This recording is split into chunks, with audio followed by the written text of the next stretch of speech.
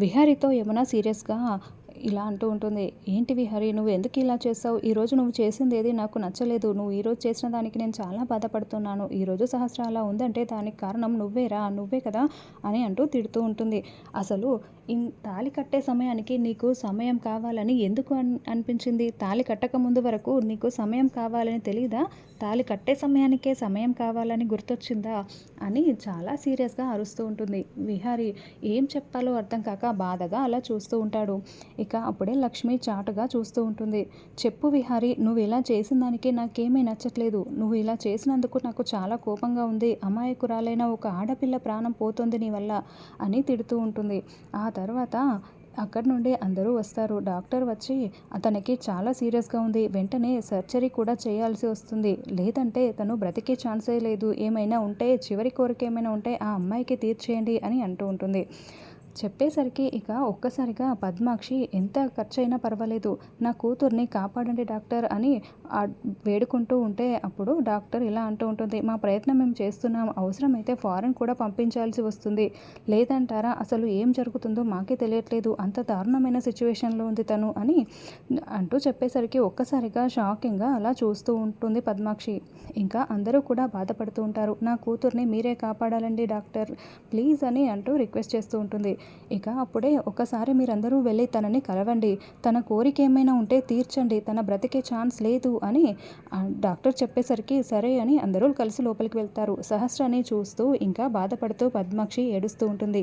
అప్పుడు సహస్ర ఇలా అంటూ ఉంటుంది. ఎందుకు ఏడుస్తున్నావు అన్నట్టుగా వాళ్ళ అమ్మ వైపు చూస్తూ ఉంటుంది. తర్వాత విహారిని చూస్తూ బావా బావా అని అంటూ ఇలా అంటూ ఉంటుంది. అనేసరికి ఇక ఏం చెప్తున్నావే, నువ్వేం మాట్లాడుతున్నావో మాకేమీ అర్థం కావట్లేదు అని పద్మాక్షి అంటూ ఉంటుంది. అలా అనేసరికి ఇక అప్పుడే అంబి డాక్టర్ ఇలా అంటూ ఉంటుంది. తను ఏం చెప్తుందో నాకు తెలుసు అని అంటే, ఏం చెప్తుంది డాక్టర్ అని అంటుంది. తాళి అని అంటుంది అని తాళిని చూపిస్తుంది. ఇదిగో ఈ తాళి గురించే తను మాట్లాడుతుంది అంటే అప్పుడే అంబిక విహారీ తన మెడలో తాళి కట్టాలనుకుంటా, అదే విషయం మాట్లాడుతుంది. అసలు దానికోసమే కదా ఈ గొడవంతా జరిగింది అని అంబిక అంటూ ఉంటుంది. అలా అనేసరికి ఇక అప్పుడే విహారీ అలా చూస్తూ ఉంటాడు. యమున నాన్న విహారీ, సహస్ర మెడలో తాళి కట్టు అని అంటూ ఉంటే పద్మాక్షి విహారీ నా కూతురు మెడలో తాళి కట్టరా, తాళి కట్టు అని అంటూ ఉంటుంది. దాని చివరి కోరికైనా తీర్చరా అని అంటూ ఏడుస్తూ ఉంటుంది.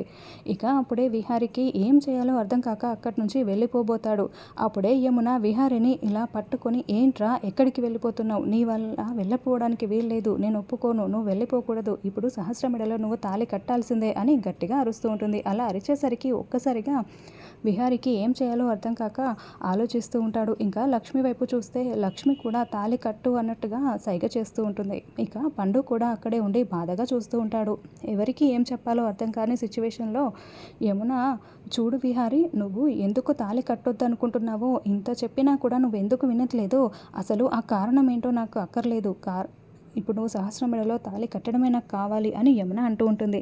అలా అనేసరికి విహారీ ఒక్కసారిగా ఏం చేయాలో తెలియక చూస్తూ ఉండిపోతాడు.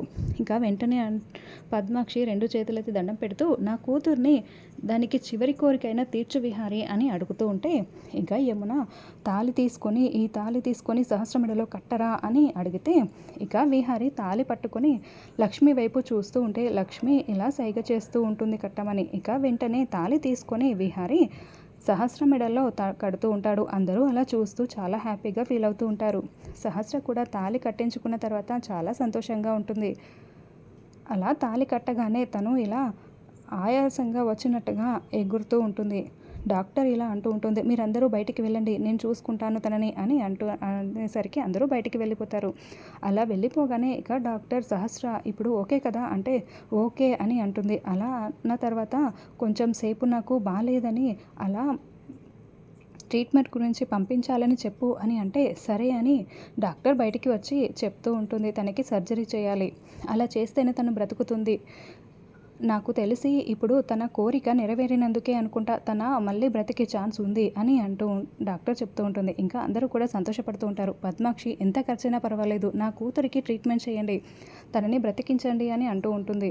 మేము అదే ప్రయత్నంలో ఉన్నాం అని అంటూ చెప్పగానే సరే అని ఇంకా అందరూ అలా చూస్తూ ఉంటారు.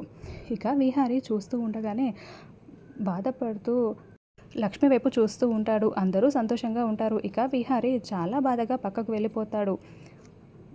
డాక్టర్ మళ్ళీ లోపలికి వెళ్ళి సహస్రతో నువ్వు చెప్పమన్నట్టే అందరికీ చెప్పేశాను అని చెప్తుంది. సరే అని ఏవేవో ప్లాన్లు వేస్తూ ఉంటుంది సహస్ర. తర్వాత డిశ్చార్జ్ చేసి ఇంటికి తీసుకెళ్ళమని చెప్తుంది. ఇంకా డాక్టర్ చెప్పిన తర్వాత సహస్ర ఇంటికి తీసుకువస్తారు. సహస్ర చాలా సంతోషంగా ఉంటుంది. పద్మాక్షి కూడా చాలా సంతోషపడుతుంది. ఇంకా లోపలికి వెళ్దాం పదండి అని అనేసరికి ఏంటి నా కూతురికి దిష్టి తీయరా ఇలా పెళ్లి చేసుకొని వస్తే అని అంటూ ఉంటే తీరా పండు అని దిష్టి నీళ్ళు తీసుకురా అని పండుకి చెప్పగానే పండు ఎర్ర నీళ్ళు తీసుకొని వస్తాడు. ఇక అప్పుడే లక్ష్మి వైపు చూస్తూ సహస్ర లక్ష్మిని ఏడిపించడానికి నువ్వు ఉండు పండు ఆగు, లక్ష్మి నాకు దిష్టి తీయాలి అని సహస్ర అనేసరికి లక్ష్మిని చూస్తూ సహస్ర చెప్తూ ఉంటుంది.